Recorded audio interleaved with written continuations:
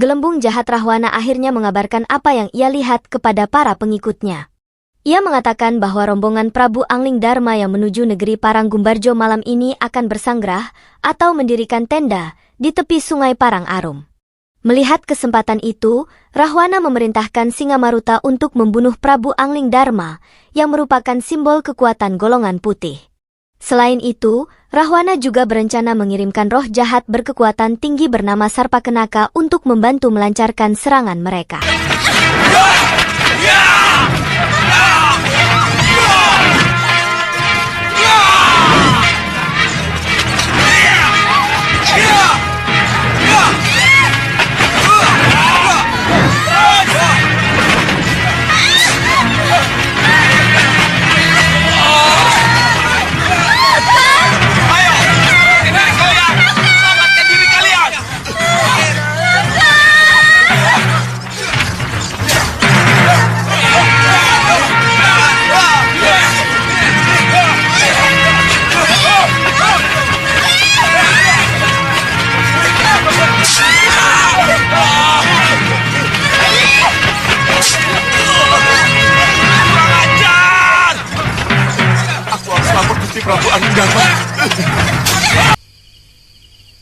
Kenapa Dinda berpikir seperti itu?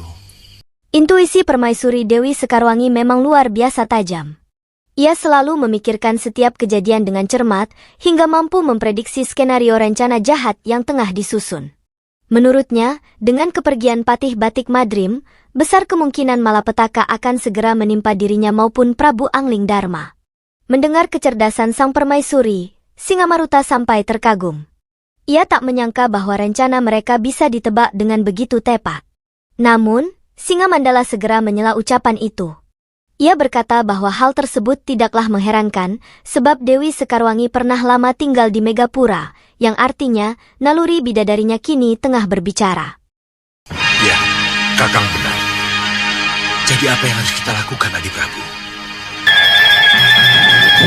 Apa itu, Kanda?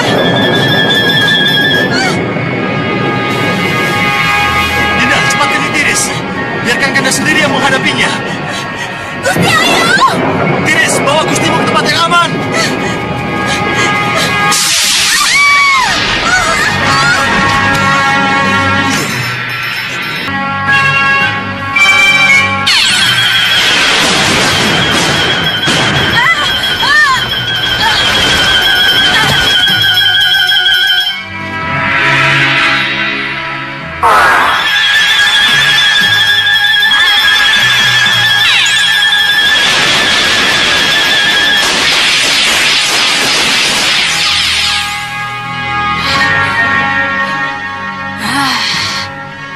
Kurang ajar kau!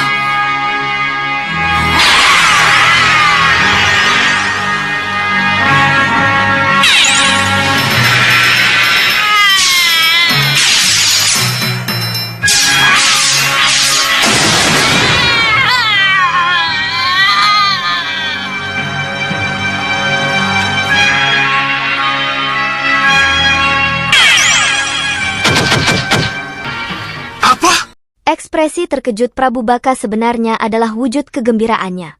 Seorang prajurit baru saja melaporkan bahwa kerajaan Malapati kini tengah kosong, karena Prabu Angling Dharma, sang patih, dan para putranya sedang dalam perjalanan menuju negeri Parangkumbarjo.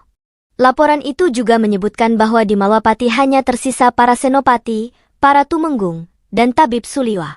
Mendengar kabar tersebut, Prabu Baka tidak bisa menyembunyikan rasa senangnya. Ia merasa bahwa menaklukkan Malapati kini akan menjadi pekerjaan yang sangat mudah. Sambil tertawa terbahak-bahak, ia berkata kepada Ki Payung Sarogo bahwa mereka harus segera melakukan penyerangan, karena inilah kesempatan emas yang tak boleh dilewatkan.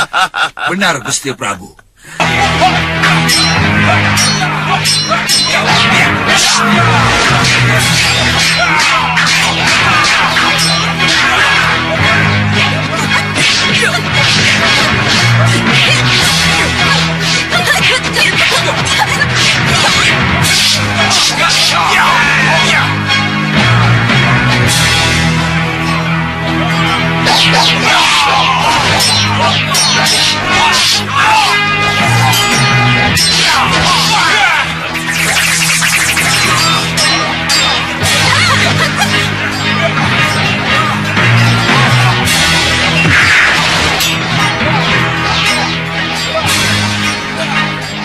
Kita sudah terkepung.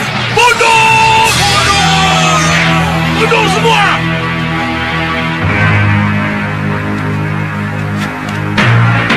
Putri Roro Gayatri akhirnya menyampaikan kabar penting kepada kekasihnya, Raden Danwenda. Ia mengungkapkan bahwa dirinya telah dilamar oleh seorang tamu agung bernama Prabu Anom Simbardodo, dan lamaran tersebut bahkan telah disampaikan langsung kepada Prabu Paranghasta, yang kini bergelar Prabu Pandhu Sejati. Mendengar kabar itu, Raden Danwenda terkejut bukan main. Apalagi ia tahu bahwa hubungannya dengan Roro Gayatri sudah diketahui oleh kedua orang tuanya. Sesuai adat yang berlaku, jika jumlah pelamar lebih dari 1 orang, maka akan diadakan sebuah sayembara. Dan siapapun yang memenangkan sayembara tersebutlah yang berhak meminang Putri Roro Gayatri. Dan ingat, pemenang dari sayembara itu pasti adalah saya, Putri Gayatri.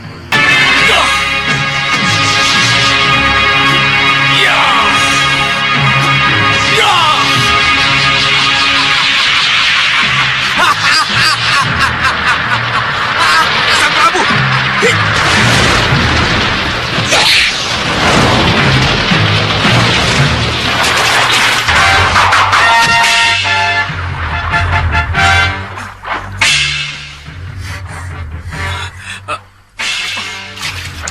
Hai! Apa ini? Apa yang Raden lakukan pada saya? Saya kira Sang Prabu Dengar baik-baik. Di markas barunya yang berada di bawah naungan Ki Bahureksa, kini Ki Hanusara telah pulih sepenuhnya dari luka-lukanya. Untuk mengembalikan seluruh kesaktiannya, ia pun memutuskan melakukan olah kanuragan bersama para prajuritnya. Pertarungan itu berlangsung sungguh-sungguh, seolah mereka benar-benar saling bermusuhan. Terlihat jelas bahwa Ki Hanusara memiliki keahlian luar biasa dalam menggunakan senjata. Dengan gerakan cepat dan presisi, ia mampu melancarkan serangan mematikan dan menjatuhkan lawannya dalam sekejap. Namun, sejatinya lawan-lawannya hanyalah prajurit biasa. Sedangkan di luar sana, di Paranggumbarjo, para musuh yang sepadan dan jauh lebih tangguh tengah menantinya.